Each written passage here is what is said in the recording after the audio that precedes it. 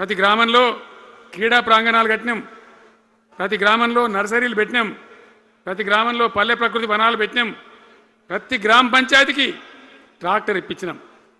అన్నాడు చెత్త తీసేది. ఇలా పనిచేస్తున్నాయి ట్రాక్టర్లు, ఊళ్ళలో ట్రాక్టర్లు పనిచేస్తున్నాయన్నా, మూలకు పడ్డాయి, డీజిల్ పోసే దిక్కులేదు.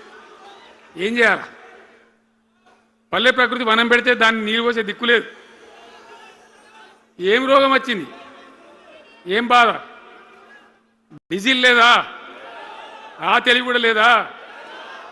ఆ రోజు నేను చెప్పిన ఆర్థిక శాఖ కార్యదర్శిని పిలిచి అవసరమైతే ఎమ్మెల్యేల జీతాలు బంద్ పెట్టుంది, కానీ గ్రామ పంచాయతీల డబ్బులు మాత్రం విడుదల చేయండి అని చెప్పినండి.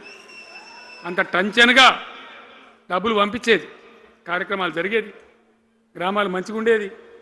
అది నాశనం పట్టిండ్రు. మున్సిపాలిటీలు అయితే మురిక్కుపాలు అయిపోయినాయి. మరి ఏం చక్కగా ఉన్నట్టు? ఏం బాగున్నదన్నా?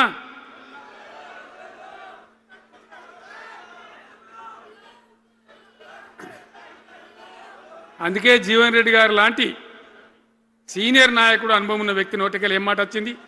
కాంగ్రెస్ పోవాలి, బీఆర్ఎస్ రావాలి. ఎందుకు వస్తుంది ఆ మాట? వటికనే వస్తుందా? బాధ్యత లేకుండా వస్తుందా? ఏది చూసినా కూడా చక్కదనం లేకపోతే, పొద్దున్న లేతే దోపిడి తప్ప ఇంకోటి లేకపోతే ఎందుకు ఈ పరిస్థితి వస్తుంది? రాష్ట్ర ఆర్థిక పరిస్థితి నాశనం, ఉద్యోగస్తులు ఆగం, రిటైర్డ్ ఉద్యోగస్తులు ఆగం, విద్యార్థుల జీవితాలు ఆగం, ఆటో కార్మికుల జీవితాలు ఆగం. ఎవరు చక్కగా ఉన్నాడు? సంతృప్తిగా ఎవరున్నారు? ఏం జరుగుతూ ఉంది? ఇది ఈ రాష్ట్రంలో ఉన్న పరిస్థితి. ఇక నేను చెప్పానంటే తెల్లారిదాకా చెప్పచ్చు. నేను ఒకటే మీద మనవి చేస్తూ ఉన్నా, ఖచ్చితంగా మళ్ళీ ఎట్టి పరిస్థితులలో ఎవరు ఏమన్నా సరే ఖచ్చితంగా రావాలి. ఇంకా ఈ అందానికి ఒకటి బోడముండ హైడ్రాని తెచ్చిపెట్టింది. దానికి ఆ హైడ్రాకు ఆ పిసిసి ప్రెసిడెంట్ అని ఉంటాడు ఆయన, కాంగ్రెస్ కమిటీ అధ్యక్షుడు, ఆయన నిజామాబాద్లో పోయి చెప్తుండు, హైదరాబాద్లో హైడ్రా, నిజామాబాద్ కూడా తెత్తాం బిడ్డ, నిజామాబాద్లో నిడ్రా, రేపు జగిత్యాలలో కూడా జిడ్రా అంటాడు. ఇక అది ఏం కావాలి? మొత్తం పేదల కొంపలన్నీ కూల్చుడేనా? కేసీఆర్ రాజ్యానికి వచ్చినప్పుడు 3.5 లక్షల మందికి పేదలు ఎక్కడ ఉన్నారో అక్కడనే పట్టాలు ఇచ్చినాం. వాళ్ళని ఆగం చేయకుండా పాపం గరీబోళ్ళు 3.5 లక్షల కుటుంబాలకు హైదరాబాదు చుట్టుపక్కల వేరే పట్టణాల్లో కూడా పట్టాలు ఇచ్చిన వాళ్ళని బతకనిచ్చిన. ఇలా ఏం కూలగొట్టుడు? అది పుస్తకాలు కూడా తీసుకుని పోరాటాలు చదువుకునేటి అంతే గిరితమా? నేను ఒక్కటే మాట మనం చేస్తా ఉన్నా, గ్యారంటీగా బీఆర్ఎస్ గవర్నమెంట్ వచ్చేది ఖాయం. మొట్టమొదటి రోజులనే ఈ ఐటీ అంటోని ఎత్తి అవతల వరేస్తామని చెప్పి నేను మనం చేస్తా ఉన్నా. తీసేయన్నా దాన్ని, ఐటీని తీసేయనన్నా? పక్క మాటనా?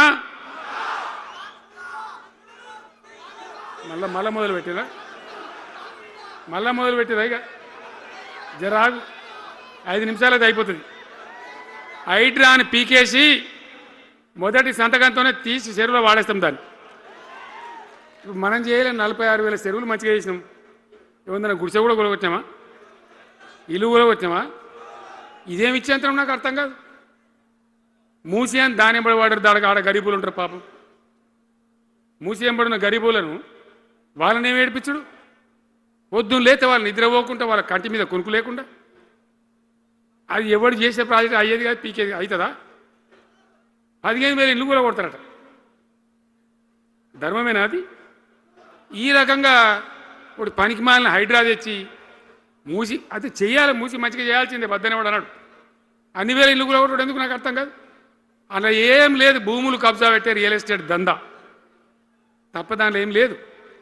మూసి ప్రజల కోసం కాదు, నగర ప్రజల కోసం కాదు, ఈజీగా చేయగలిగిన దాన్ని, మామూలుగా చేయగలిగిన దాన్ని నాశనం బట్టి దానికి కథం పడతా ఉన్నా. ఏది చూసినా కూడా ఒక రకమైన దోపిడీ, ఒక రకమైనటువంటి గుండాగిరి, అరాచక వ్యవస్థతో ముందుకోతున్నారు తప్ప ప్రజా సంక్షేమాన్ని కాంక్షించి ఒక్క స్కీమ్ కూడా రాలే. ఇరిగేషన్ ప్రాజెక్టులు అన్ని పండబెట్టిరు. ఏం రోగం? ఒకనాడు కాకతీయ కాలువ మీద మన వరద